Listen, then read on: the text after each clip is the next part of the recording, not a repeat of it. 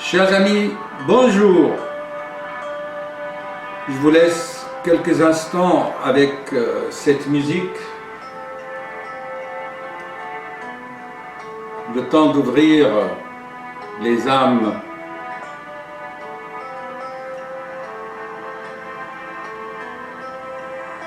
pour recevoir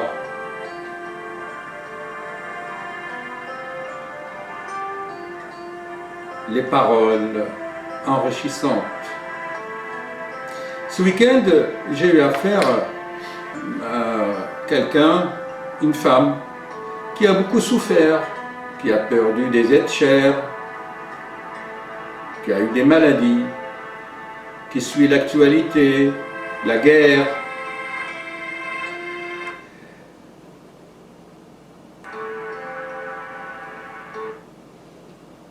Et elle a dit, écoutez, avec tout ça, prouvez-moi que Dieu existe pour expliquer tout ça. Est-ce que Dieu existe en voyant tout ça? Qu'en pensez-vous? Souvent les gens disent ça.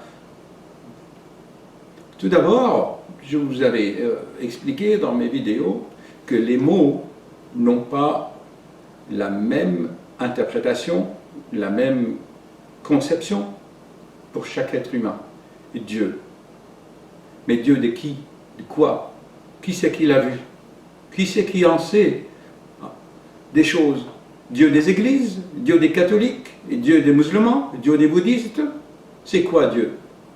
Donc déjà, pour cette femme, c'est Dieu des églises. Or, nous savons très bien que les églises font tout contre Dieu. Hein? À peu près 2 ou 3 siècles après la mort de messagers du christianisme, les églises ont fait tout le contraire. Il suffit de voir ce qui se passe, les assassinats entre les papes, les guerres des religions et tout ça. Donc il faut savoir de quoi on parle. Dieu, on met tout dans ce mot et les conceptions sont variées. Dieu, tout d'abord, n'a rien à voir avec ça. Moi, je ne l'ai pas vu, personne ne l'a vu, d'accord? Personne ne sait comment il est. Seulement quelques messagers en ont parlé.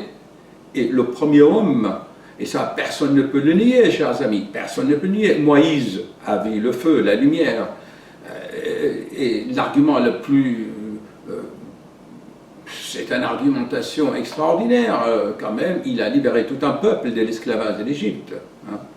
Ce n'est pas des hallucinations, il y a tout de même des hommes qui ont vécu des expériences et qui ont vu une lumière. Le mot Dieu en latin, dias, Dieu, c'est la lumière. C'est une lumière intelligente.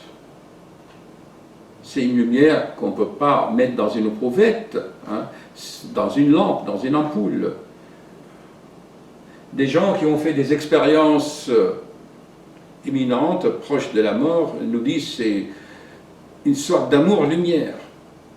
Si on écoute leurs récits, vraiment ils nous transmettent une certaine conviction. Dans certains livres sacrés, il dit Dieu, c'est comme 1000 soleils, tu ne peux pas le regarder, tu brûles, on devient aveugle. Les philosophes grecs, je crois que c'est Platon qui a dit devant Dieu, rien n'existe. La force est énorme, tout se désintègre.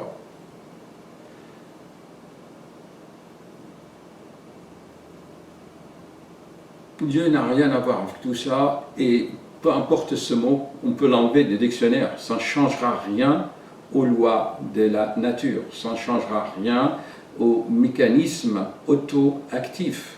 Il y a des mécanismes dans la création auto-actifs. Si vous comprenez cela, il y a une sorte, en anglais on dit une feedback, hein, n'est-ce pas? Et ce feedback, ces mécanismes auto-actifs, on les retrouve dans l'être humain. Tenez par exemple, simple, vous avez la glande thyroïde. Si jamais la glande thyroïde ne fait pas assez son travail, eh bien, le feedback est interrompu et l'hypophyse va dire, tiens, je ne reçois pas assez d'hormones de la glande thyroïde, je vais la stimuler, il va sécréter une autre hormone pour la stimuler. Donc, c'est une feedback. Hein. Ce sont des mécanismes autorégulateurs. Voilà. Et ça, ces mécanismes ne sont pas dus au hasard. Celui qui dit tout est dû au hasard, bon, je vous l'avais expliqué dans mes vidéos, une fois ça va, 2 fois c'est une coïncidence, mais 3 fois, 4 fois, la répétition constante de façon précise, ce n'est plus le hasard. Hein. Prenons les grands savants, d'abord Einstein a dit le hasard n'existe pas. Beaucoup de savants, beaucoup de gens qui ont un certain discernement, même vous-même, si vous observez la nature, vous voyez bien qu'il y a des règles, il y a des saisons, il y a des cycles, et même au sein de l'atome. Hein, et celui qui va dire ouais, tout est réglé par des lois mathématiques, ok, mais les lois mathématiques, s'ils sont tellement précises, ils ne sont pas du hasard non plus, ils sont auto-réglés.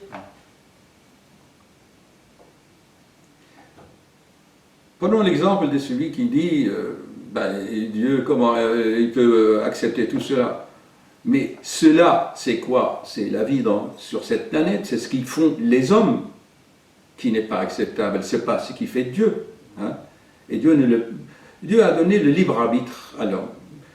Écoutez-moi bien, moi, ça c'est ma conviction. Si Dieu, entre deux guillemets, voulait se manifester, il pourra se dire, il se montrera un jour, au grand jour au ciel, dire regardez-moi, je suis votre créateur, votre Dieu, croyez à moi, et il peut rendre tout le monde croyant, n'est-ce pas? Pourquoi il ne le fait pas? Parce qu'il veut que vous avez votre libre arbitre, il faut travailler. Dans la dernière vidéo, je vous avais dit que j'allais vous donner des diamants et des perles. Mais vous avez oublié qu'on ne peut pas donner des diamants sur un plateau d'argent. Les diamants, il faut aller dans les mines, creuser, chercher, il faut les polir pour que ça brille. Hein, ok? Et les perles, c'est quoi? Il faut aller au fond des océans, il faut aller au fond des mers, aller chercher les huîtres qui fabriquent les perles. Et avant cela, il fallait les opérer chirurgicalement. Les Japonais ils font ça très bien. Et il faut des années pour faire une perle. Donc n'allez pas croire que les perles, vous allez les trouver comme ça. Seulement, moi, je vais vous mettre sur le chemin. Ok? Réfléchissez bien. Comme je vous avais dit, plus que de la moitié des êtres humains, donc plus que 3 milliards d'individus qui existent sur Terre, pourrissent la Terre et ils n'ont pas leur place sur la planète Terre. Pourquoi? Parce que ils sont descendus à moins que l'animal. L'animal a encore une certaine noblesse, mais certains êtres humains, si vous les observez, allez dans les bistrots, dans les cafés parisiens, ou regardez les fêtards, les gens qui font des fêtes, qui filment, qui se droguent, ils saccagent notre planète, allez voir partout sur notre planète. Ça, ce n'est pas Dieu qui le fait, c'est les êtres humains. Prenons les Saintes Écritures. Prenons les Saintes Écritures. Tiens, je vais vous montrer, je vais vous chercher un livre.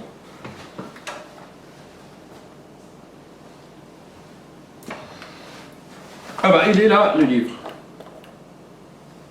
C'est les 10 commandements. Qu'est-ce qui est écrit dans les 10 commandements? Il est écrit, tu ne tueras point, tu ne mentiras point, tu ne commettras pas l'adultère. Qu'est-ce qu'ils font les hommes? Tout le contraire des 10 commandements. Alors, celui qui dit « Prouvez-moi Dieu », d'abord, c'est un stupide, parce que je vous avais dit, Dieu n'est pas du domaine du mental, n'est pas du domaine de la raison. Hein. Pascal, Blaise Pascal, le Dieu de Spinoza, allez, cherchez. Pascal a eu sa vision pendant 2 heures environ, rue Monsieur-le-Prince, en allant à l'abbaye de Port-Royal, entre Port-Royal et la place de l'Odéon à Paris. Cette magnifique rue, je vous conseille d'aller vous promener, rue Monsieur-le-Prince. Si vous marchez dans cette rue, vous allez sentir des vibrations extraordinaires. Hein. C'est là où Blaise Pascal a dit « Dieu n'est pas du domaine de la raison hein. ». C'est l'intelligence du cœur. D'ailleurs, dans toutes les Écritures saintes, c'est écrit l'intelligence du cœur. Et c'est quoi l'intelligence du cœur? C'est l'intelligence de l'être, de cette étincelle qui est dans le plexus solaire, qui est dans ce champ magnétique hein, que votre corps produit, et que ce champ s'arrête lors de la mort, quand le cœur ne fournit plus hein, les battements pour faire tourner le sang. Donc, celui qui est avachi dans son fauteuil, et me dit « Prouvez-moi que ça, Dieu existe ». Feignant stupide, n'est-ce pas? Parce qu'il ne veut pas faire le travail par lui-même. Allez voir le film d'Indiana Jones, là, hein, pour celui qui aime le mouvement. Indiana Jones, c'est la dernière croisade. Il faut faire une quête, il faut se battre, il faut bouger. Hein. hein, pour trouver le Saint Graal, l'ultime mystère de l'univers. Allez voir ce film, c'est magnifique.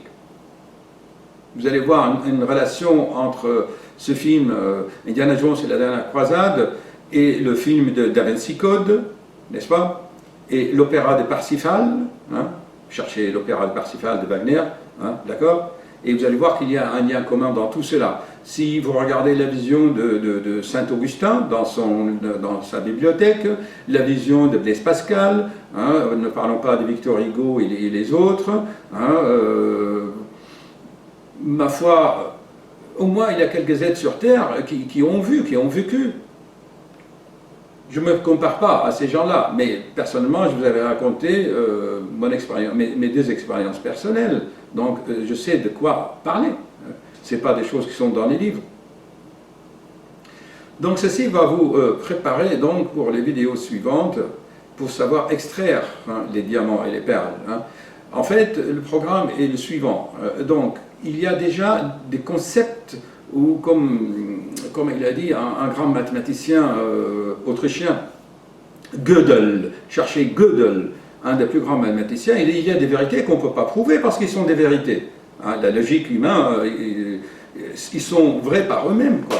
Donc, il y a des vérités qu'on ne peut pas dénigrer. Le fait qu'il y a un Moïse, israélien de l'esclavage, ça personne ne peut le nier.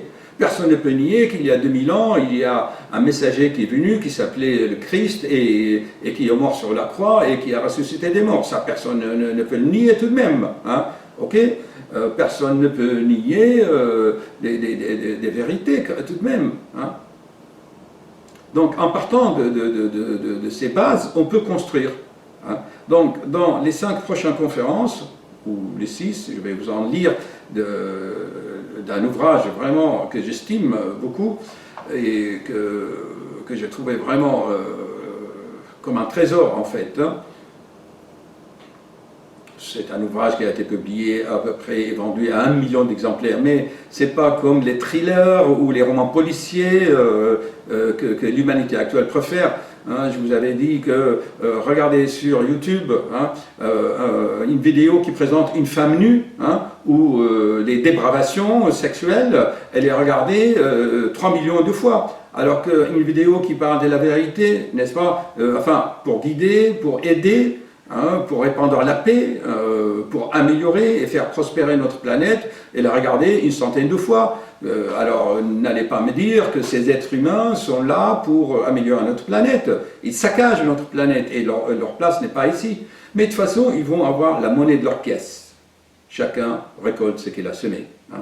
D'ailleurs, je vous avais dit dans mes vidéos, hein, celui qui a semé 30 cigarettes par jour pendant 30 ans dans ses poumons, ben, 30 ans après, il a un cancer et il meurt. Enfin, il meurt, mais à moitié, puisqu'il souffre, il ne peut pas vivre vraiment bien, il ne peut pas mourir vraiment bien, mais il est entre deux, et vraiment, croyez-moi, c'est lamentable comme situation. Hein, hein, voilà. Ceci dit, il faut réfléchir à tout cela. Soyez actifs, s'il vous plaît. Observez, comme je vous explique dans mes vidéos. Essayez de faire des liens. Écoutez, allez chercher la vision de Blaise Pascal. Hein. D'ailleurs, je vais vous indiquer les liens. Allez chercher les visions de Saint-Augustin. Il a vu le Sacré-Cœur. Là, ce n'était pas des hallucinations tout de même. Hein. Allez voir Grigory Grabovoy, là, récemment, à chercher. Mais en fait, au fond de l'être humain, il ne le veut pas. Il ne le veut pas parce que son mental est développé. Il n'a plus l'intelligence du cœur. Et moi, en tant que cardiologue, j'essaie de développer cette intelligence du cœur. Hein, l'intelligence est dans le cœur. Lorbert, cherchez le mot Lorbert, un des messagers germaniques, hein, un des fondateurs de Prostiès. Dans le cœur, il y a une petite chambre magnétique où l'esprit se trouve. Voyez-vous, je ne suis pas le seul, hein, ce sont des images. René Descartes a dit que l'âme se trouve ici. Hein. Bon, ben écoutez, à réfléchir. Prochainement, je vais vous lire ces 5 ou 6 conférences. même pouvoir plus si vous voulez, hein. Et vous-même, vous allez extraire les diamants. Vous allez en prendre ce qui vous convient pour pratiquer dans votre vie de tous les jours, pour avancer et améliorer cette planète et l'amener vers la prospérité. Écoutez, faisons une expérience ensemble. Observez la planète, observez la vie sur la planète. C'est quoi la vie sur la planète Terre? Sur la planète Terre, tout tend vers la prospérité, vers la multiplication. Tout se multiplie, tout se auto-produit, se reproduit, hein. Donc là, il y a un sens, d'accord? Même l'univers entier, il y a une expansion, hein. Les savants le montrent bien, d'accord, hein. Alors, si vous méditez que vous regardez une plante, elle s'épanouit, elle va vers la prospérité, il se multiplie. L'être humain, il se multiplie. Donc, quel est le secret derrière ça? Ben, il y a un secret. Il faut que vous le trouviez vous-même. D'accord? Méditez. Ne dites pas, asseyez, avachis dans votre fauteuil, prouvez-moi que Dieu existe dans une prouvette, ou prouvez-moi l'amour de Dieu, ou la justice de Dieu. Où est la justice dans tout ça quand un enfant meurt comme ça? Mais Dieu n'est absolument pas rien. C'est l'ignorance qui fait dire à ces gens-là, parce qu'ils ne sont pas ni instruits, ni éduqués, et ni guidés, ni aidés. Donc ils vont se dire, ben voilà, prouvez-moi. Alors que la preuve existe en eux-mêmes. La connaissance, chers amis, la connaissance. À bientôt, je vais vous préparer les autres conférences. Ciao.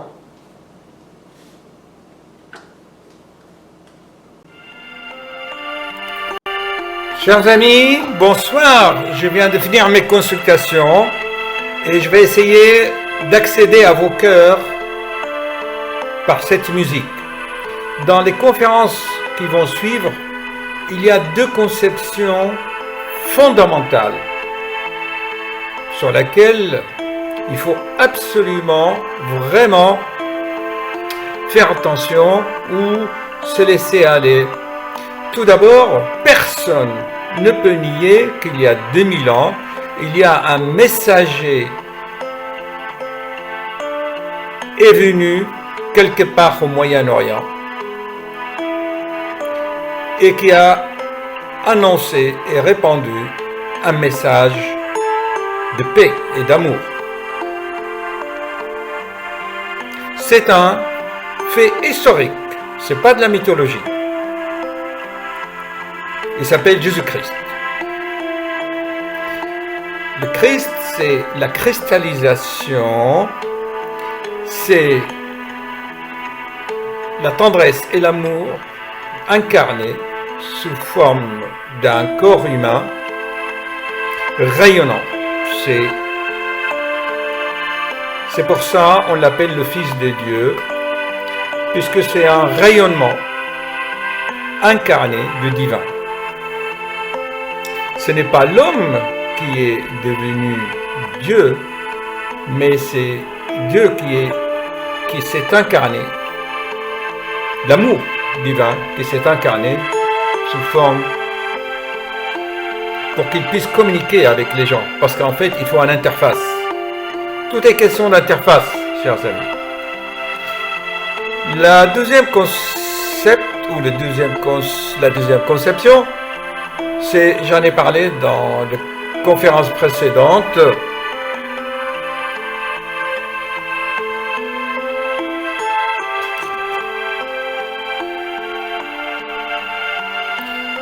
C'est l'idée de Dieu.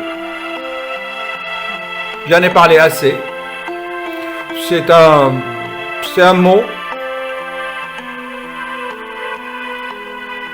que les êtres humains ou l'être humain ne peut pas vraiment comprendre avec son mental.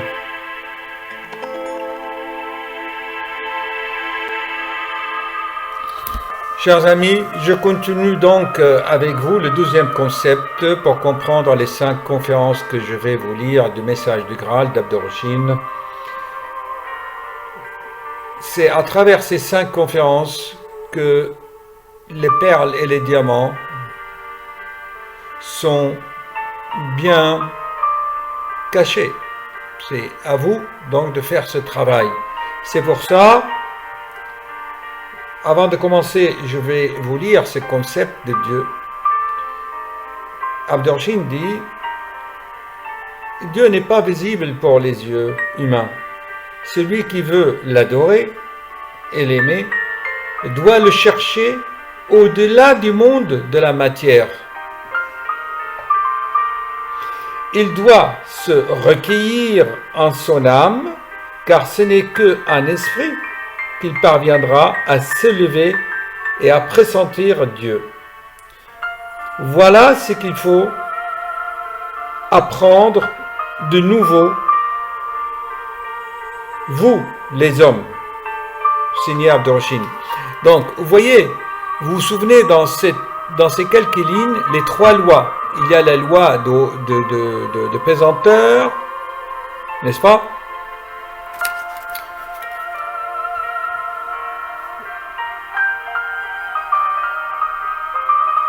Vous avez la loi de l'observation, de l'auto-observation.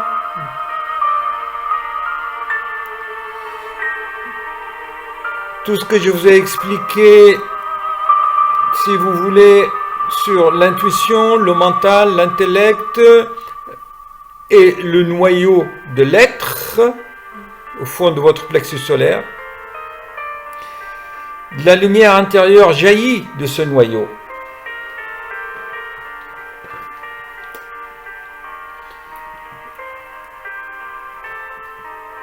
Et voici donc le commencement, l'avant-propos de ces 5 conférences.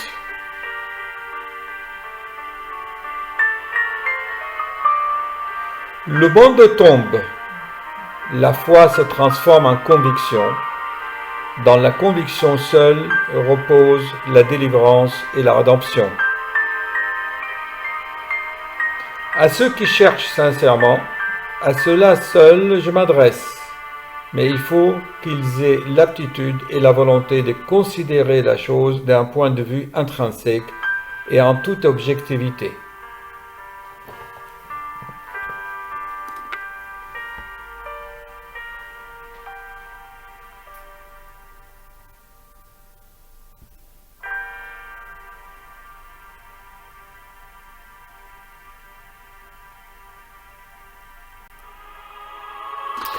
Bon, je vais donc, chers amis, vous lire l'introduction pour ces œuvres, pour ces 5 conférences, tirées donc de Messages de Graal d'Abdurrahim, édition 1933. Avant-propos. Le bandeau tombe, la foi se transforme en conviction. Dans la conviction seule repose la délivrance et la rédemption. À ceux qui cherchent sincèrement, à ceux-là seuls je m'adresse. Mais il faut qu'ils aient l'aptitude et la volonté de considérer la chose d'un point de vue intrinsèque et en toute objectivité. Arrière les fanatiques religieux, arrière les enthousiastes sans principe, ils ne peuvent que nuire à la vérité. Quant aux gens de mauvaise volonté et aux adversaires de toute objectivité, ils trouveront dans les paroles mêmes leur jugement. Le message touchera seulement ceux qui ne craignent point de porter, non encombrée, une étincelle de la vérité et qui ont le désir ardent d'être vraiment des hommes. À ceux-là, il servira de flambeau et de guide. Il dévoilera devant eux la voie toute droite qui les conduira hors du chaos, de la confusion actuelle. La parole qui va suivre ne porte pas une religion nouvelle.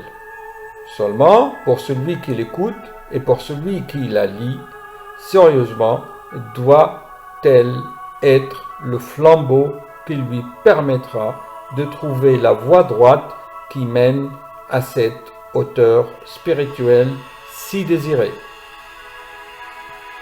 Seul celui qui se meut par lui-même peut progresser en esprit.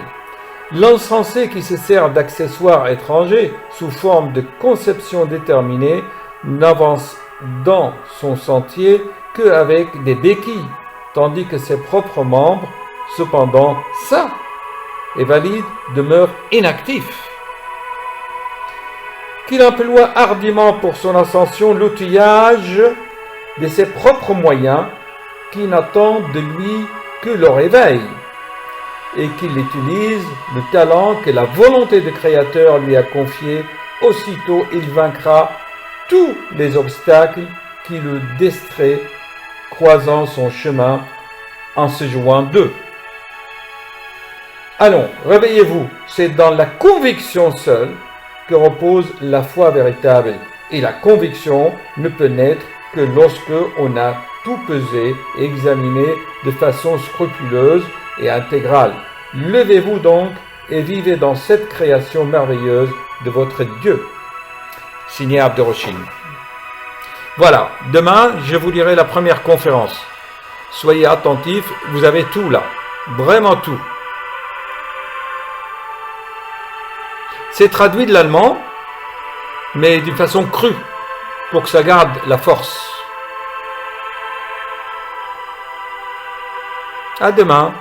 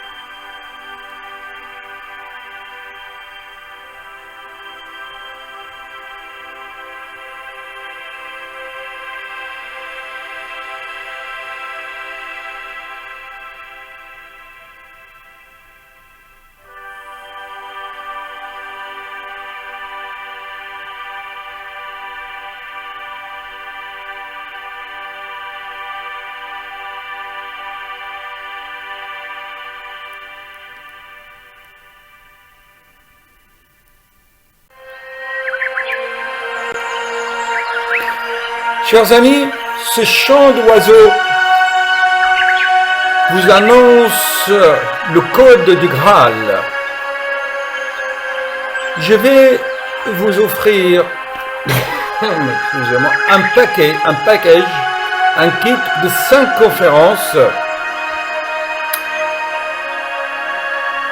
qui sont en quelque sorte le code de la route, ou comme on appelle la feuille de route, pour trouver le trésor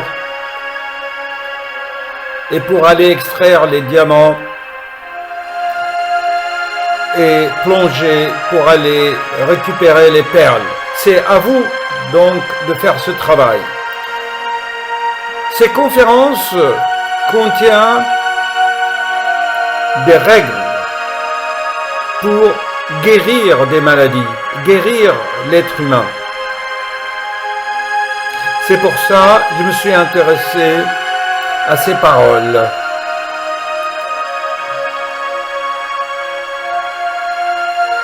Bien sûr, en France, on est allergique à tout cela, à tout ce qui est magnético-spirituel. On est traité de tous les noms. Je vous l'avais expliqué dans mes vidéos.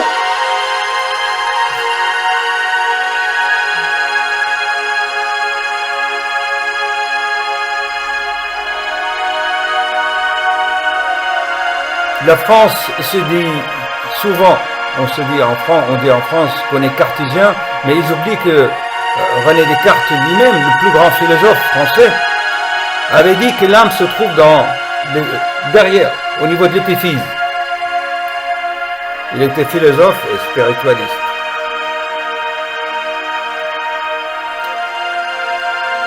Je répète donc ce que j'avais dit. Ces paroles ne s'adressent que aux gens intelligents et ceux qui cherchent sincèrement. À ceux-là seuls je m'adresse, il dit l'auteur de Messages de Graal. Mais il faut qu'ils aient l'aptitude et la volonté de considérer la chose d'un point de vue intrinsèque et en toute objectivité. Arrière les fanatiques religieux, arrière les enthousiastes sans principe, ils ne peuvent que nuire à la vérité. Quant aux gens de mauvaise volonté et aux adversaires de toute objectivité, ils trouveront dans ces paroles mêmes leur jugement. Ce message touchera seulement ceux qui ne craignent point de porter, non encombrés, une étincelle de la vérité et qui ont le désir ardent d'être vraiment des hommes. À cela, il servira de flambeau et de guide. Il dévoilera devant eux la voie toute droite qui les conduira hors du chaos de la confusion actuelle, chers amis. La parole qui va suivre ne porte pas une religion nouvelle, seulement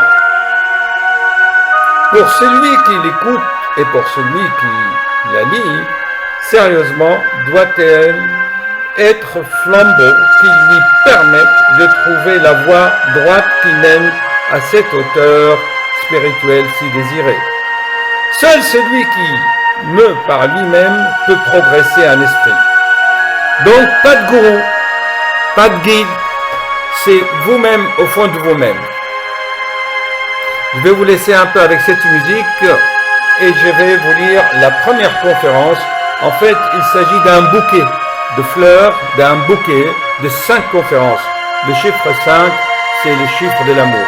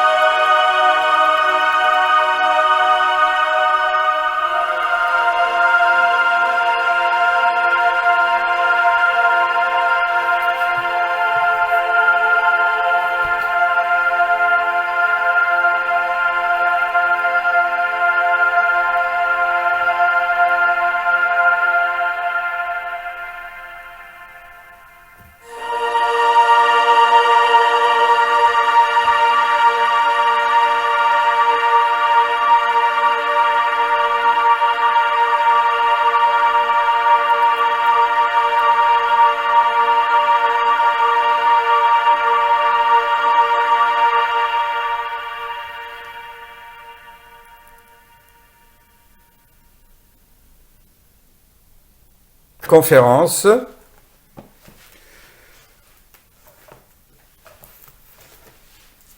Que cherchez-vous? Que cherchez-vous? Que cherchez-vous? Dites. Que signifie ce tourment importun? Cela s'étend sur le monde comme un mugissement.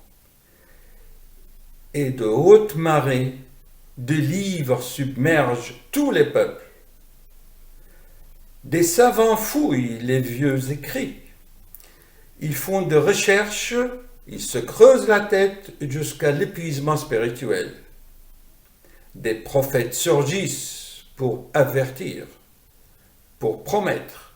De tous côtés, on veut soudain, comme pris de fièvre, répandre une lumière nouvelle. Maintenant, c'est une rage qui règne sur l'âme ravagée de l'humanité, non en la ranimant et en la rafraîchissant, mais en la brûlant, en la rongeant, en absorbant la dernière force qui reste encore à cette loque dans les ténèbres actuelles. Par-ci, par-là, monte un chuchotement, un murmure, dans l'attente croissante de quelques événements. Chaque nerf est excité, tendu par d'inconscients désirs ardents. Cette plainte ondule, elle flotte, et au-dessus de tout s'étend une sorte d'assourdissement, prélude de la tristesse. De quel malheur est-elle enceinte? Que va-t-elle enfanter?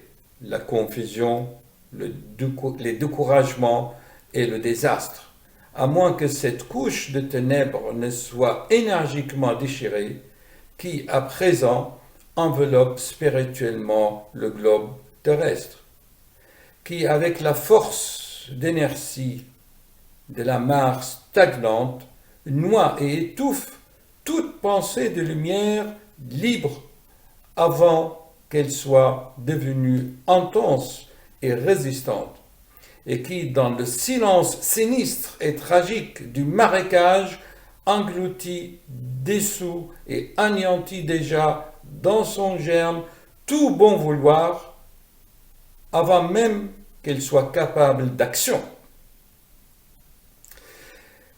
Mais ces cris des chercheurs vers la lumière, dont la force devrait percer le limon, est diluée.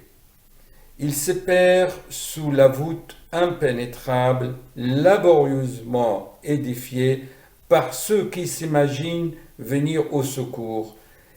Ils offrent des pierres au lieu du pain.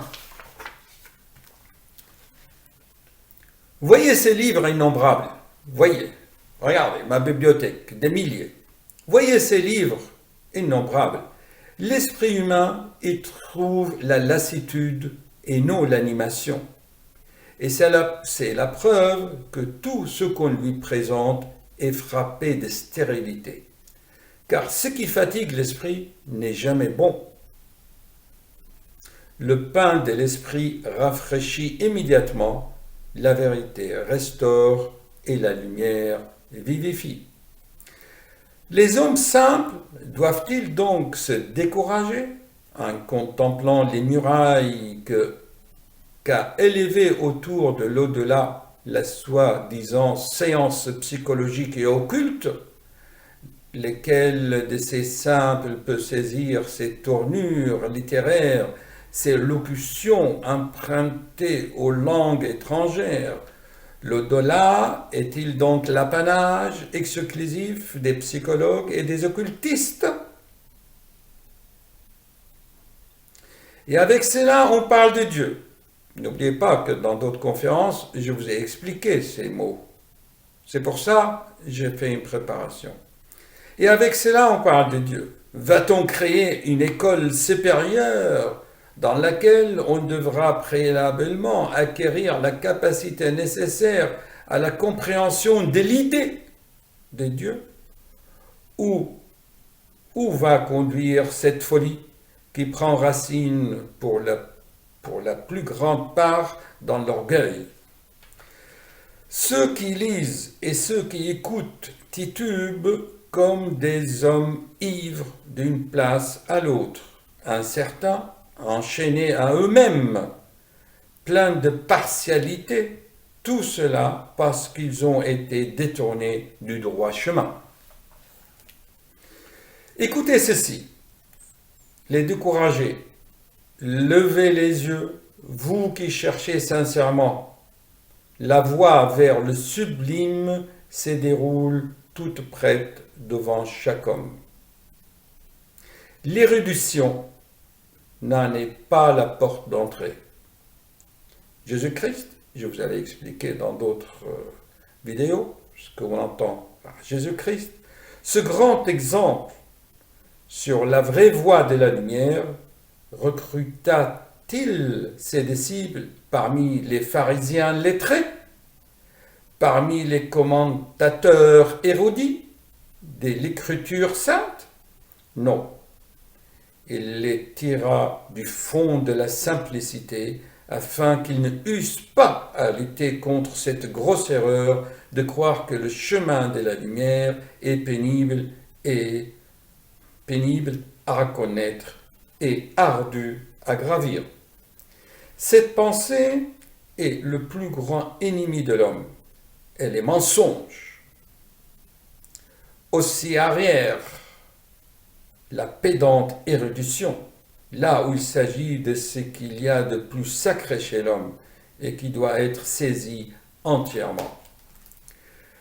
N'y touchez pas, parce que la science en tant que produit fabriqué par le cerveau humain ne représente qu'un ouvrage décousu et restera toujours un savoir plein de lacunes. Réfléchissez, comme je vous ai appris dans mes vidéos. Réfléchissez.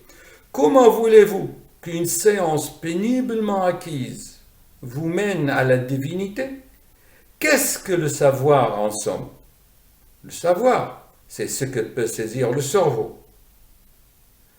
Mais comme la capacité de compréhension du cerveau est étroitement limitée, il s'ensuit que le savoir demeure limité dans l'espace et dans le temps. Déjà, l'éternité et le sentiment de l'infini échappent absolument à l'entendement humain. À plus forte raison, tout ce qui est lié à la divinité et qui en est inséparable. Mais le cerveau demeure inerte devant cette force incompréhensible et inexplicable qui pénètre tout l'être, et dans laquelle il puise lui-même sa force d'agir. Cette force que chaque jour, à chaque heure, à chaque instant, chacun ressent comme une chose qui se comprend de soi-même. C'est en vain que le cerveau, c'est-à-dire la science et l'intelligence, s'efforcent de la saisir et de la comprendre. Or, si l'on admet l'insuffisance du cerveau, pierre fondamentale en même temps que instrument de la science, on comprend aussi tout naturellement l'insuffisance de l'œuvre qui l'édifie, et c'est là dans tous les ordres de connaissances. Par cela même, la science se prête très bien pour suivre, pour aider à comprendre, à ranger et à sortir l'ensemble qu'elle reçoit tout à fait de la force créatrice qui la précède. Mais elle fait complètement faillite lorsqu'elle veut se lever elle-même au commandement et à la critique. Et il en est ainsi tant qu'elle se cramponnera si étroitement à l'intelligence, c'est-à-dire à la capacité de compréhension du cerveau.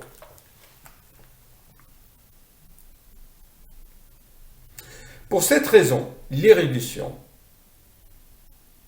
et aussi l'humanité qui se range sous ces lois reste toujours accrochée aux détails, aux faits isolés, alors que chacun de nous porte en lui-même comme un don inné la totalité insaisissable, ce qui fait qu'il est grandement qualifié pour atteindre sans apprentissage pénible à ce qu'il y a de plus noble et de plus sublime. Arrière donc cette torture inutile d'un esclavage spirituel. Ce n'est pas en vain que le grand maître nous le rappelle, devenez comme des enfants. Celui qui porte en soi-même le bon vouloir vers le bien, donc c'est lui qui porte en soi-même le bon vouloir vers le bien, et qui s'efforce de donner à ses pensées la pureté des pensées pures. Celui-là a déjà trouvé la voie vers le sublime. Tout le reste lui sera alors prodigué. Pour cela, il n'a pas besoin de livres, ni d'astreinte spirituelle, ni d'ascétisme, ni d'isolement, ni. Il sera saint de corps et d'âme, libéré de la suggestion maladive des recherches, parce que toute exagération est nuisible. Devenez des hommes et non des plantes de serre chaudes qui, par suite de leur développement anormal, sont à la merci de premiers coups de vent. Réveillez-vous, regardez autour de vous, écoutez en vous, même cela seul peut vous ouvrir la voie. Ne faites pas cas de querelles des églises. Jésus-Christ, le grand porteur de la vérité, l'amour divin incarné, ne s'informa pas de la confusion. Que sont aujourd'hui les confessions? Les confessions sont toutes l'enchaînement de l'esprit humain libre, l'esclavage de l'étincelle divine qui est en nous, des dogmes qui cherchent à comprimer l'œuvre du Créateur et son grand amour dans des moules fabriqués par les sens humains, c'est-à-dire un amoindrissement, une dépréciation systématique de la divinité. Chaque chercheur sincère repousse ce procédé qui l'empêche de faire vivre en lui la grande réalité qui apporte à son désir ardent de vérité une désillusion sans cesse grandissante et qui finalement le réduit à la désespérance envers lui-même et envers le monde. Donc, réveillez-vous, détruisez en vous les murailles de dogmatisme, arrachez le bandeau afin que la lumière pure, sublime, vous parvienne sans mutilation. C'est alors que votre esprit prendra son ascension avec des cris d'allégresse, qui le prouvera la joie divine de tout ce grand amour du Père qui ne connaît pas de frontières de l'intelligence terrestre. Enfin, vous comprendrez, vous êtes une partie de cet amour divin. Saisissez-le sans peine et entièrement.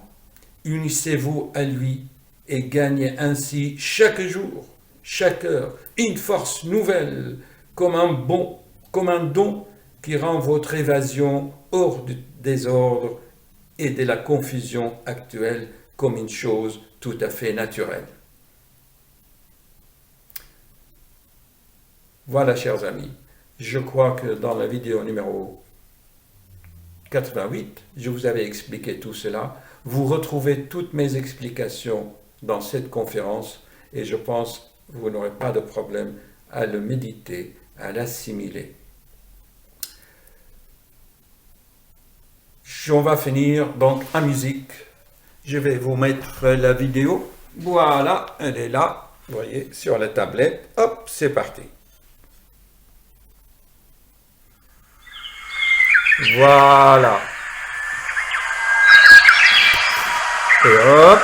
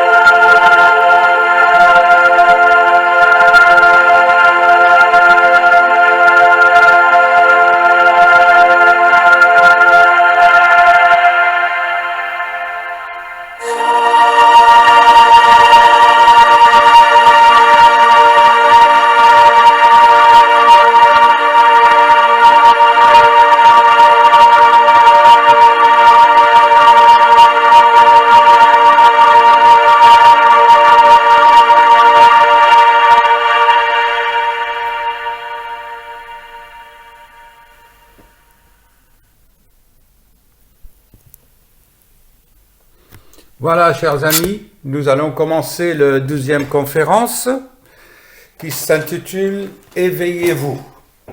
Donc là, ces conférences s'enchaînent, il ne faut pas vraiment... il faut vraiment créer des liens, hein, d'accord? Pour trouver le chemin des trésors, hein, vous allez voir que les paroles qui vont suivre, je vous les ai expliquées à toutes mes vidéos presque, sous forme des cas cliniques, des exemples, des lois de la création, vous vous souvenez, hein, la loi de la gravitation, de la pesanteur, la loi de l'affinité, ce qui se ressemble s'assemble, hein, la loi de réciprocité des faits, causes et conséquences, n'est-ce pas? L'espace-temps, le temps, tout ça, je vous l'avais bien expliqué. Donc, si vous voulez vraiment aller sur ce chemin hein, de l'épanouissement, de guérir des maladies, hein. Mon but, c'est vraiment de vous enlever les maladies, hein. D'accord? Alors, franchement, faites attention vraiment à chaque phrase, parce que chaque phrase, c'est vraiment un trésor, et il vous met sur le chemin. Je vous donne le code du Saint Graal.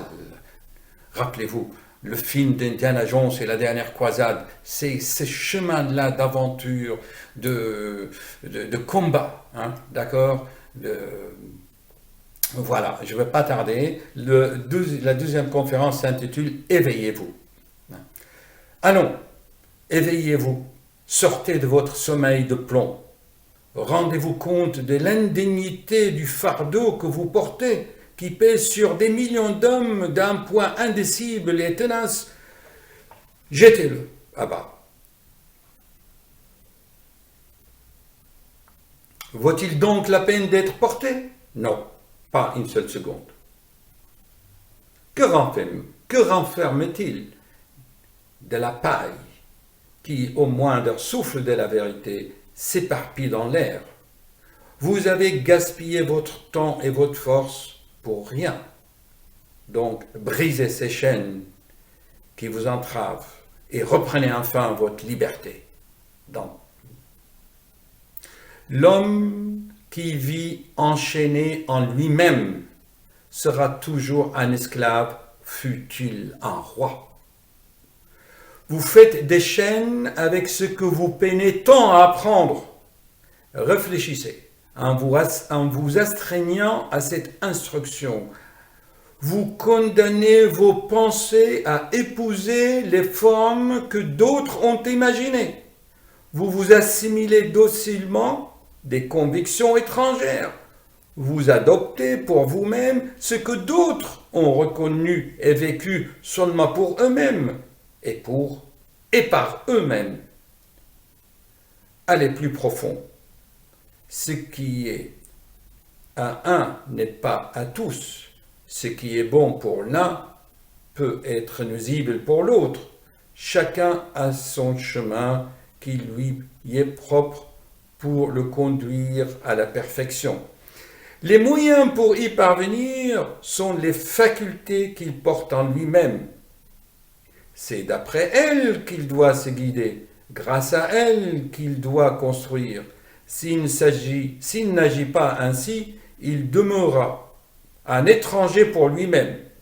Il se placera toujours à côté de ce qu'il aura appris et par cela ne pourra jamais trouver en lui les forces de la vie.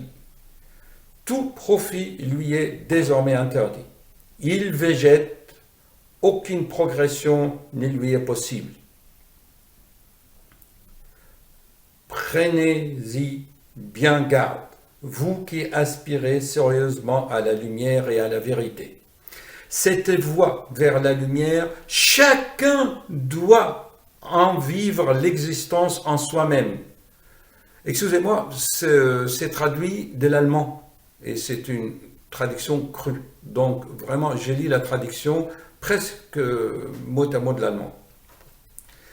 Excusez-moi. Donc, cette voie vers la lumière, chacun doit en vivre l'existence en soi-même, doit aussi la découvrir par soi-même, lorsqu'il veut la parcourir en toute sûreté. Seul ce que l'homme vit en lui-même, ce qu'il ressent intuitivement, avec tous les changements, cela seul peut être ainsi saisi complètement. La douleur et le plaisir frappent.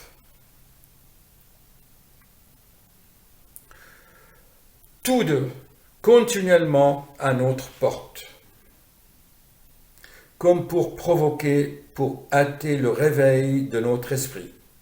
Pendant l'espace d'une seconde, il arrive alors souvent que l'homme se délie des vanités quotidiennes et qu'il éprouve dans la peine comme dans la joie cette union complète avec l'esprit qui pénètre tout ce qu'il vit.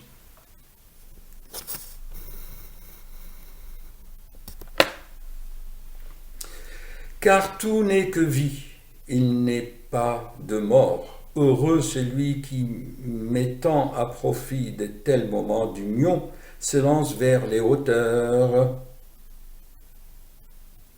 Celui-là ne doit pas s'astreindre à des formules rigides, mais chacun doit évoluer par lui-même et du fond de lui-même. Ayez pitié des railleurs et de tous ceux pour qui la vie de l'esprit est l'être morte. Ne leur en veillez pas lorsqu'ils vous criblent de leur sarcasme, car ils sont plutôt à plaindre, comme des hommes ivres ou malades. Demeurent-ils insensibles devant l'œuvre magnifique de la création qui nous offre tant de choses? Ils se bousculent en tâtonnant à travers l'existence terrestre comme des aveugles sans en apercevoir aucune des beautés. Ces misérables sont affolés. Ils dorment, car comment un homme peut-il, par exemple, ne croire à l'existence que de ce qu'il voit? Que là où ses yeux ne peuvent rien découvrir, il n'y a point de vie. Que lorsque son corps est mort, il ne reste rien de lui. Tout cela seulement parce que lui, l'aveugle, ne peut se convaincre que de ce que voient ses yeux. Ne sait-il pas déjà, par de nombreux exemples, combien de la capacité de la vue humaine est limitée? Ne comprend-il pas, dès lors, combien de cette capacité dépend de la capacité du cerveau, liée à l'espace et au temps? Que dans ce même ordre d'idées, tout ce qu'il est en dehors de l'espace et du temps échappe également à sa vue. Un raisonnement aussi simple et logique est-il donc hors de la portée de l'entendement d'un railleur? La vie de l'esprit, que nous pouvons aussi appeler l'au-delà, est donc simplement quelque chose qui échappe entièrement aux classifications humaines du temps et de l'espace. Dès lors, ce n'est que par un procédé identique qu'il peut être reconnu. Bien plus, nos yeux ne voient pas même tout ce que l'on peut classer dans l'espace et dans le temps. Prenez une simple goutte d'eau. Vos yeux en attestent la pureté absolue. Cependant, avec l'aide d'un verre grossissant, vous y découvrirez des millions d'êtres vivants qui se combattent et qui se détruisent sans merci. N'y a-t-il pas dans l'eau comme dans l'air des bacilles dont la force est telle qu'ils peuvent détruire le corps humain et dont l'œil cependant est incapable de déceler la présence? Mais ils deviennent visibles grâce à des appareils plus puissants. Dès lors, qui pourrait se risquer à croire qu'il n'existe plus rien de nouveau, alors qu'il suffit pour le démentir, de rendre ces appareils encore plus puissants, augmenter encore 1000 et 1000 fois la puissance de ces microscopes. Votre découverte n'aura pas de fin. Sans cesse, de nouveaux mondes apparaîtront devant vous qui jusqu'à là vous ne pouviez voir ni sentir et qui cependant existent déjà. Il s'ensuit logiquement les mêmes conclusions si on applique le même raisonnement à tous ceux que les sciences ont amassés jusqu'à présent. Il en ressort avec évidence que l'on assiste à une évolution continue mais jamais à une fin. Qu'est-ce que donc l'au-delà? Beaucoup s'offusquent du nom. L'au-delà est simplement tout ce qui ne peut être reconnu par des moyens terrestres. Ces moyens terrestres sont les yeux, le cerveau et toute autre partie du corps, aussi bien que les instruments qui viennent au secours de nos sens en leur donnant plus de puissance et de précision. Ceci étant de leurs moyens d'action, on pourrait dire aussi l'au-delà est tout ce qui échappe à la capacité de compréhension des yeux de notre corps. Mais entre l'indécent et l'au-delà, il n'y a pas de séparation, pas même de fossé. Tout cela est unificateur comme la création entière. Une seule et unique force parcourt l'indécent et l'au-delà. Tout tire de ce seul courant la vie et l'activité et est donc de ce fait indissolublement lié. Tout ce qui s'ensuit se comprend dès lors de soi-même. Si la maladie attaque une partie, l'autre s'en ressent immédiatement, comme dans le corps humain. Les matières ainsi contaminées refluent alors vers les parties déjà malades en vertu de l'attraction des affinités, aggravant ainsi la maladie. Mais si cette maladie devient incurable, il s'ensuit l'obligation absolue de procéder à l'ablation du membre malade, si on veut éviter que le tout en souffre continuellement. Ainsi le danger devient la condition d'une fonction d'échange normale qui, par suite d'une conception erronée, est rendue difficile et parfois même inimaginable. Pour cette raison, faites une conversion radicale sur vous-même. Il n'y a ni en deçà ni au-delà, mais simplement un être unificateur. Cette idée de séparation, c'est l'homme seul qui l'a trouvée, parce qu'il ne peut pas tout voir et parce qu'il se croit le point central et culminant de tout ce qu'il voit autour de lui. Sa sphère d'activité est encore plus grande, mais avec cette erreur de la séparation, il se forge lui-même des barrières. Il entrave son propre progrès et donne libre cours à une fantaisie effrénée, traînant avec elle des images monstrueuses. Dès lors, lorsque les uns n'ont sur les lèvres que le sourire de l'incrédulité, que les autres s'adonnent aux formes maladives de l'adoration, est-il surprenant que tout cela finisse dans l'esclavage ou dans le fanatisme? Dans le fanatisme? Qui peut être encore surpris de cette appréhension craintive et même de la peur, de l'épouvante qui sont enracinées chez tant d'hommes? Débarrassez-vous de tout cela. Pourquoi cette torture? Renversez cette barrière que l'erreur des hommes cherchait à édifier. Débarrassez-vous de tout cela. Pourquoi cette torture?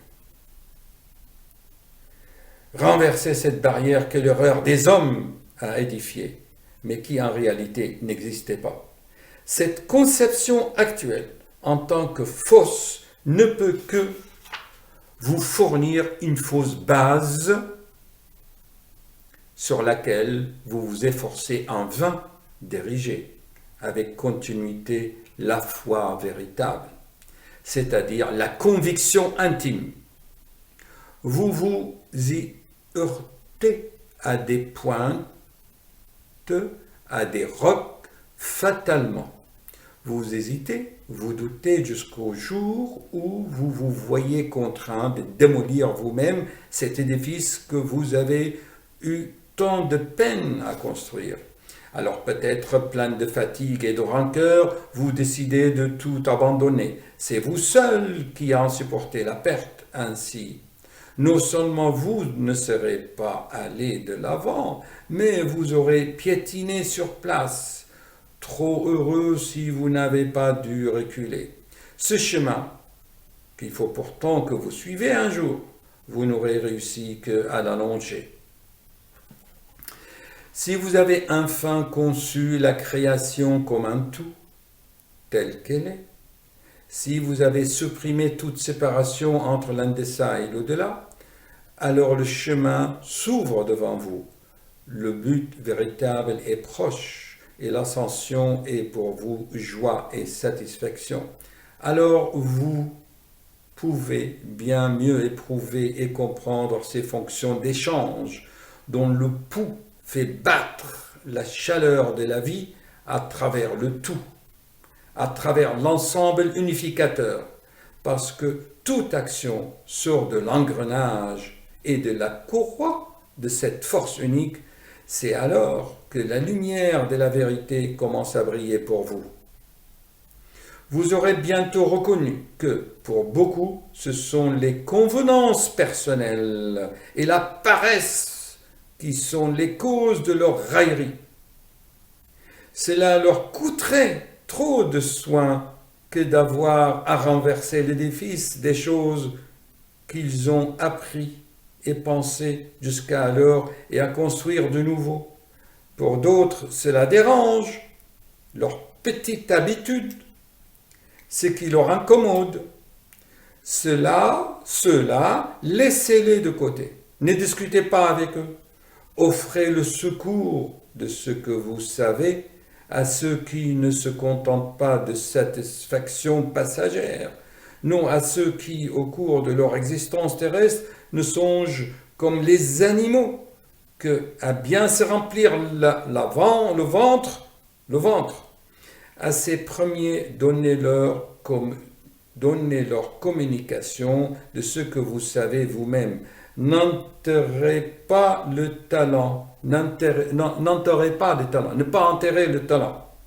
Et alors, grâce à ce don, par la fonction d'échange, votre propre savoir deviendra plus riche et plus puissant. Sur l'univers règne une loi éternelle, que ce n'est qu'un donnant que l'on peut recevoir lorsqu'il s'agit de ces valeurs qui sont durables. Ce principe est si pénétrant qu'il s'enfonce dans toute la création comme un legs sacré de son Créateur. Donner sans ostentation, comprendre les chagrins du prochain comme ses défauts,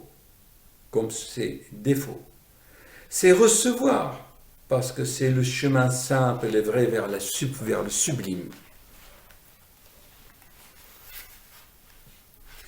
Vouloir cela sincèrement, comprendre les chagrins du prochain comme ses défauts, comprendre les défauts de son prochain, c'est recevoir, parce que c'est le chemin simple et vrai vers le sublime. Vouloir cela sincèrement vous apporte aussitôt le secours et la force. Veillez uniquement, honnêtement et profondément le bien. Veillez le bien. Alors comme un glaive flamboyant sera fendu le mur dont l'autre côté vous est encore invisible et dont jusqu'à présent vos propres pensées ont échafaudé l'obstacle.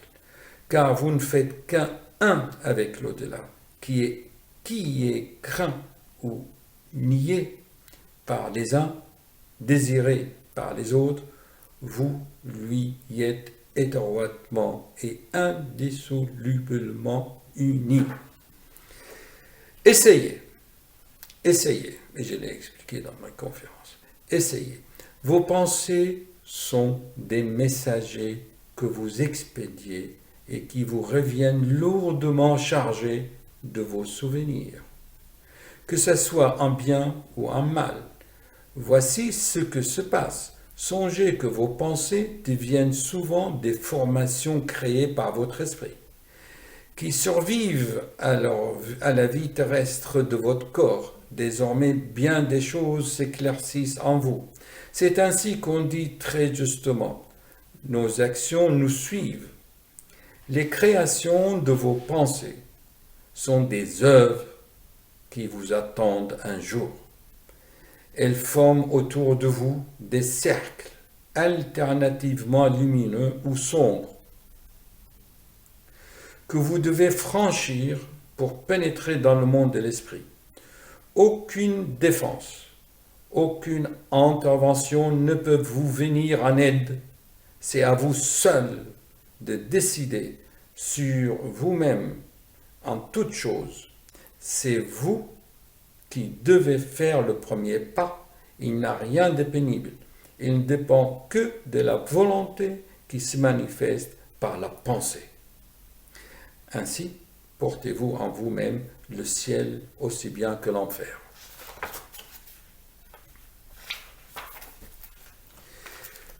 La décision vous appartient, mais les conséquences de votre pensée et de votre volonté s'imposent à vous sans condition. Ces conséquences, vous les créez vous-même. Aussi, je vous le répète, nettoyez le foyer de vos pensées. Vous répandez ainsi la paix et vous êtes heureux. N'oubliez pas que toute pensée créée et émise par vous attire dans son orbe toute affinité où elle s'y attache. Elle devient ainsi plus puissante et encore plus puissante. Finalement, elle atteint un but, un cerveau qui peut être l'espace d'une seconde, s'oublie soi-même, elle en profite pour s'infiltrer dans son cerveau et pour agir sur lui alors qu'il se prête à recevoir cette pensée. Pensez-y bien, quelle responsabilité vous encourez le jour où la pensée se transforme en action par le fait d'un autre individu sur lequel votre pensée a agi. Mais cette responsabilité se déclenche déjà par le fait que chacune de vos pensées personnelles demeure reliée à vous comme par un fil infrangible. Lorsqu'elles reviennent à vous, chargées de force qu'elle a acquise en route, son retour peut vous combler de joie ou de tristesse, selon l'œuvre qu'il vous a été donné de créer. C'est ainsi que nous sommes placés dans le monde de la pensée, et par la direction que nous donnons à notre façon de penser, du moment donné. Nous donnons aussi place à toute pensée type analogue, c'est-à-dire les formes pensées analogues. Les pensées types ou les formes pensées, c'est traduit de l'allemand mot à mot. Aussi, ne gaspillez pas la force de penser, mais recueillez-vous afin de penser avec contention et avec cette force qui, semblable à des lances acérées, pointe et transperce tout. Faites ainsi de vos pensées la lance sacrée qui combattra au service du bien, qui guérira les blessures et qui activera l'œuvre de la création. On peut la traduire autrement, par exemple,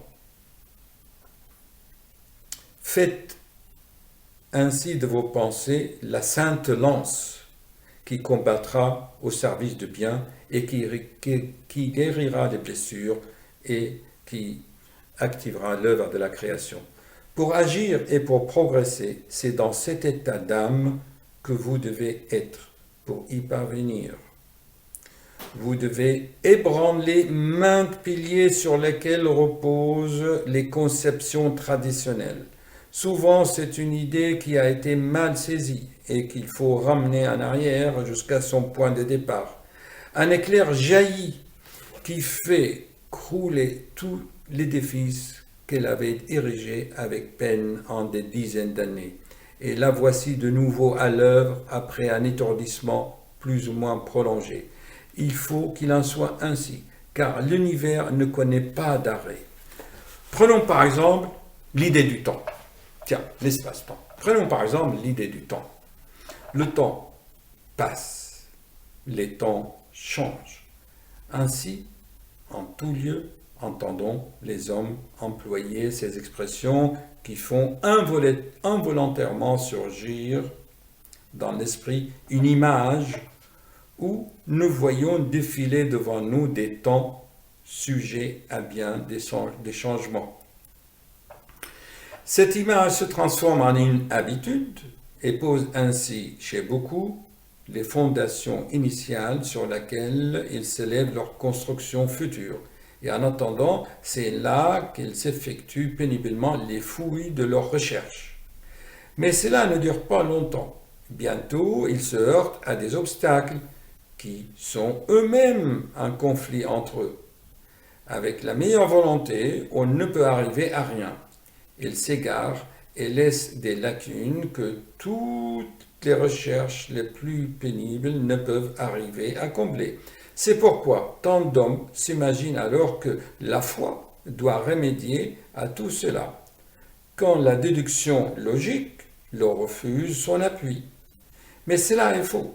L'homme ne doit pas croire ce qu'il ne peut comprendre. L'homme ne doit pas croire ce qu'il ne peut pas comprendre. Il doit chercher à comprendre. Sans cela, il ouvre toute grande la porte aux erreurs, et au prix des erreurs, il n'est point de vérité. Croire sans comprendre n'est que lenteur et paresse de penser. Cela n'est pas à l'ascension de l'esprit, mais à sa chute. Donc, élevons nos regards et ne craignons point d'examiner, d'aller au fond des choses. Ce n'est pas en vain que l'impulsion vers ce but repose en vous. Le temps passe-t-il vraiment? Pourquoi ce principe se heurte-t-il à des obstacles lorsqu'on veut l'appliquer jusqu'au bout? Tout simplement parce que l'idée de base est fausse, car le temps est immobile. Car le temps est immobile. Mais c'est nous qui courons au-devant de lui. Nous nous précipitons dans le temps, qui est éternel, afin d'y couvrir la vérité. Le temps est immuable. Il reste le même aujourd'hui comme hier, et qu'il sera dans 1000 ans. Seules les formes changent. Nous plongeons dans le temps pour puiser au fond de ses enseignements, pour augmenter notre savoir de l'expérience des siècles passés, car il ne perd rien, mais conserve tout. Il n'a pas changé, puisqu'il est éternel. Et toi aussi, ô homme, tu es toujours le même. Que tu paraisses jeune ou vieux, tu restes celui que tu es. N'as-tu donc jamais senti cela en toi, toi-même? Ne perçois-tu pas nettement en toi la différence entre ta forme corporelle et ton moi, entre ton corps esclave des changements et ton moi spirituel qui est éternel, le je? Vous cherchez la vérité. Mais qu'est-ce que la vérité? Ce qui est aujourd'hui pour vous est encore la vérité. Peut-être reconnaîtrez-vous demain que ce n'était qu'une suite d'erreurs, pour découvrir plus tard parmi elles quelques grains de vérité, car les manifestations mêmes changent de forme. Ainsi se poursuivent pour vous les recherches incessantes, mais vous allez mûrir parmi ces changements. Quant à la vérité, elle demeure toujours égale à elle-même. Elle ne change pas, car elle est éternelle. Et comme elle est éternelle, comment pourrez-vous, avec de sens humain, qui ne connaissent que les changements des formes. Comment pourrez-vous la saisir dans sa pureté et sa réalité? Donc, développez-vous spirituellement, libre de toute contingence terrestre. Vous posséderez la vérité et vous serez dans la vérité. Vous vous baignez dans les rayons éclatants de sa pure lumière, car elle vous entoure de tous côtés. Vous nagez dans la vérité dès que vous êtes évolué spirituellement. Loi d'apesanteur, rappelez-vous. Dès lors, vous n'avez nul besoin de la pénible étude des connaissances scientifiques. Vous n'avez plus d'erreurs à redouter. Au contraire, à chaque question, la réponse vous vient de la vérité elle-même. Bien mieux, il n'est plus pour vous de questions, puisque vous disposez d'un savoir universel, du fait que votre esprit vit dans la lumière pure, qu'il vit dans la vérité. Donc, devenez libre en esprit. Rompez tous les liens qui vous tiennent de court. Quand surgissent devant vous des obstacles, accueillez-les avec allégresse, car cela signifie que vous êtes sur la voie de la liberté et de la force. Considérez-les comme autant de cadeaux, d'où vous tirez des avantages, et en vous jouant, vous en viendrez à bout. En vous déjouant les difficultés, bien sûr. Excusez la traduction en allemand. De deux choses, l'une, ou bien ils vous sont apportés afin que vous y trouverez un enseignement et un stimulant qui vous permet d'augmenter vos moyens de vous élever, ou bien ce sont des résultats d'une faute dont vous pouvez d'abord vous acquitter et vous libérer. Dans les deux cas, c'est des fautes d'ancienne incarnation, ou dans les deux cas, ils vous poussent en avant. Donc, traversez-les hardiment. C'est là qui est votre salut. C'est folie que de parler de revers de fortune ou des épreuves de la vie. Il n'est point de progrès sans lutte, ni sans douleur. Par là, l'occasion est offerte à l'homme d'effacer l'ombre des erreurs d'autrefois. Pas un denier n'en sera perdu pour chacun, parce que le cycle des lois éternelles, à cet égard, est aussi immuable dans l'univers entier. C'est par elle que se manifeste la volonté paternelle de Créateur qui nous apporte le pardon et dissipe les ténèbres. La moindre déviation provoquerait la ruine de l'univers, tellement tout est clairement et sagement disposé. Mais celui qui a beaucoup d'erreurs d'autrefois à racheter, ne doit-il pas se désespérer et frissonner à la perspective du rachat de ses fautes? Il peut se mettre à l'ouvrage d'un cœur confiant et joyeux, qu'il n'ait point de souci pourvu qu'il ait un vouloir sincère, car il peut y avoir compensation grâce au contre-courant d'un bon vouloir.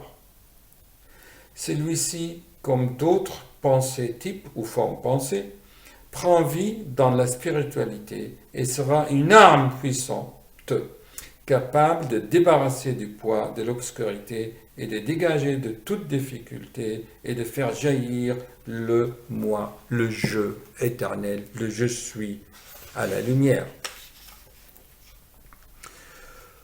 Force de vouloir, une puissance que bien des hommes ignorent comme un aimant sans défaillance. Elle attire à elle les forces analogues, puis, se grossissant comme une avalanche des forces d'affinité spirituelle, magnétique, elle revient en arrière, atteint de nouveau son point de départ, elle parvient ici à celui qui en fut l'origine, ou plutôt qui en fut l'auteur, ou bien elle le lève vers la lumière ou bien le plonge encore plus profondément dans la fange et dans la boue. Il est dévolu à chacun selon ce qu'il lui-même a voulu. Celui qui connaît cette constance, cette infaillibilité de la fonction d'échange qui repose dans la création entière, qui sait qu'elle se déclenche et se déploie avec une certitude irréfutable. C'est aussi comment il peut s'en servir. Il doit l'aimer ou la craindre. Pour lui, le monde invisible s'anime peu à peu autour de lui parce qu'il ressent les effets de cette fonction avec une netteté qui lève tous les doutes. Il doit ressentir la force des ondes de l'activité perpétuelle qui émane de l'univers, agissant sur lui sitôt qu'il prête quelque peu attention. Il doit sentir qu'il constitue lui-même le foyer de courant puissant, de même qu'une lentille qui concentre les rayons du soleil vers un point et y a produit une force capable d'allumer le feu, de brûler et de détruire, mais aussi de guérir. C'est pour ça que je m'intéresse à cela, de guérir, de ranimer et de bénir. De même se trouve-t-il ainsi capable de dégager un feu ardent, et nous sommes ces mêmes lentilles capables, grâce à notre vouloir, nous sommes des lentilles. Grâce à notre bon vouloir,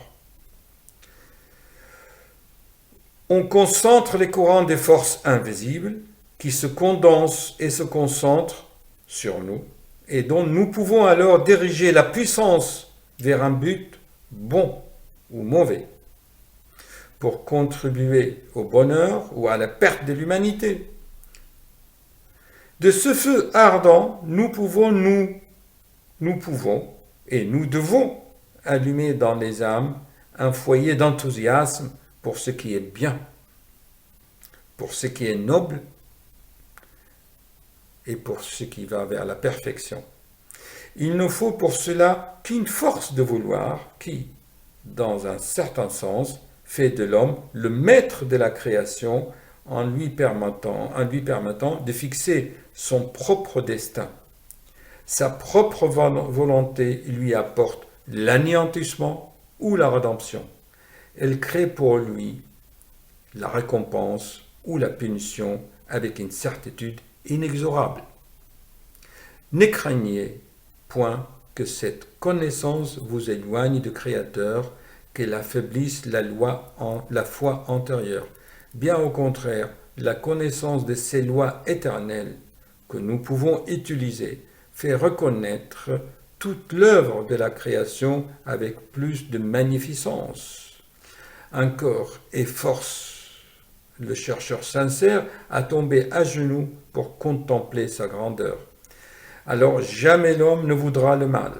Avec joie, il se saisira de meilleurs soutiens qu'il y ait pour lui, l'amour. L'amour pour toutes les merveilles de la création, l'amour pour son prochain, afin que ce dernier soit guidé également vers la splendeur de cette puissance, vers la conscience de cette force. Vers la conscience de cette force. La prochaine conférence, c'est le silence. C'est encore magnifique.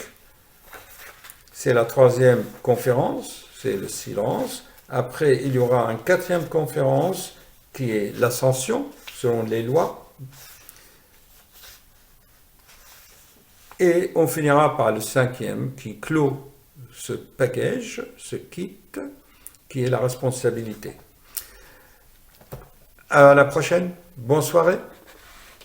On va mettre de la musique pour assimiler tout ça et méditer à ces paroles.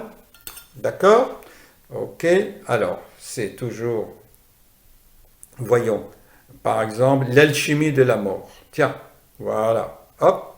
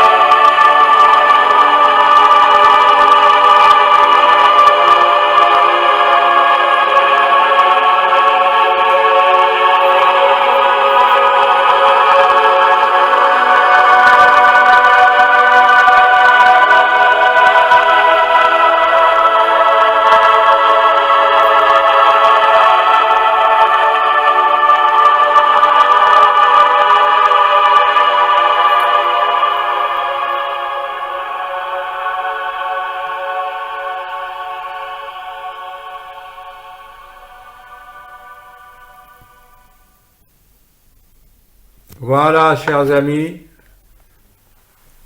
je vais vous souhaiter une bonne soirée avec beaucoup de réflexion et méditation.